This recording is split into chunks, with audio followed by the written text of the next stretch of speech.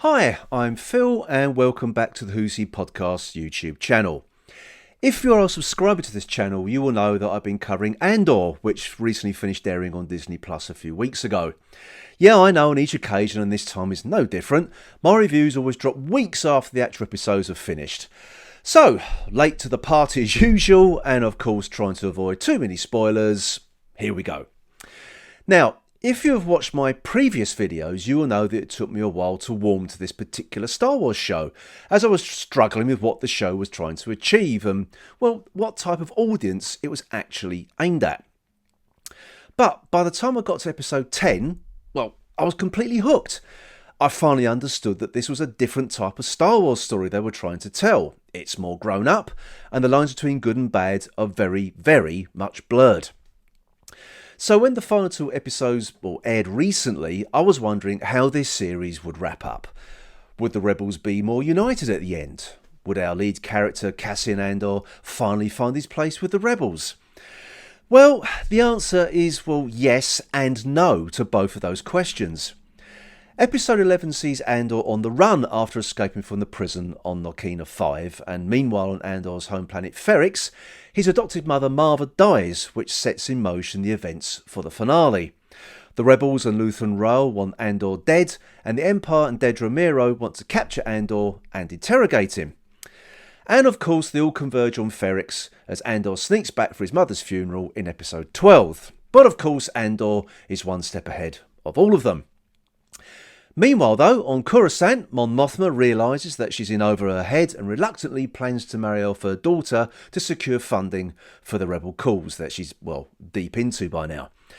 You see, there isn't a lot of space and blaster battles here, and I can see why some people have been turned off by this series. For them it's not Star Warsy enough, but for me, and I think this has been one of the best series I've watched this year. It's patiently been building the story, and let's not forget this series takes place over the course of 1 year. But while it's been lacking on the action front, there are moments where the action kicks in if that's what you've been waiting for. In episode 11, for example, Luthen is nearly captured by the Empire, and we're given a fantastic space battle in which we see Luthen has fitted his ship with some handy gadgets to get out of trouble, and it also appears that he's fitted his ship with lightsabers, with which he uses to take out some TIE fighters. This scene also produces a nice Easter egg with the Imperial Cantwell class Arrestor cruiser, which was actually one of the original ship designs rejected for A New Hope in 1977. Now, while we were promised no Easter eggs in this series, there have actually been plenty sprinkled throughout.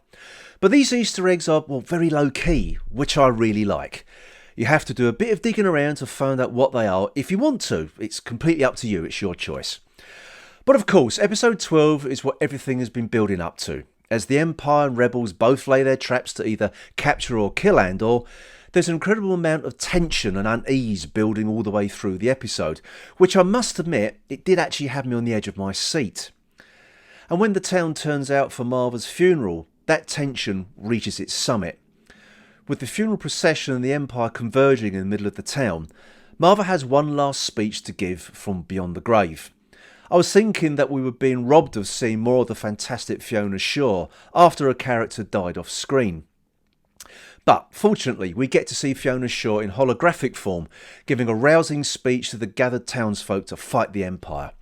And with her cry of "Fight the bastards!" the people of Ferrix finally rise up. It's a really well choreographed scene, showing the absolute confusion and anger of a riot and the panic of the Imperials as they try to keep order. Now again, I've deliberately left out loads of plot points as I don't want to spoil it for you, if you haven't watched it yet. And if you have, you know why I've only skimmed the surface. But one thing I will say is what happens on Ferrix, I would say this is really the birth of the rebellion. As far as I can tell, this is the first time people have openly attacked the Empire. While we've seen disparate rebel factions doing their own thing, the message from beyond the grave from Marva was the true rallying call to the people of this galaxy far, far away. But where does this leave our lead character Andor? Well, by the end, he wants to be a fully paid up member of the Rebel Alliance. What he has seen the Empire do to people makes him want to fight back, and now he's on the path to the events of Rogue One. And talking of which, there was a post-credit sequence at the end of episode 12 which finally lets us know what Andor and the rest of the prisoners on Narkina 5 were building and what part it plays in Andor's fate.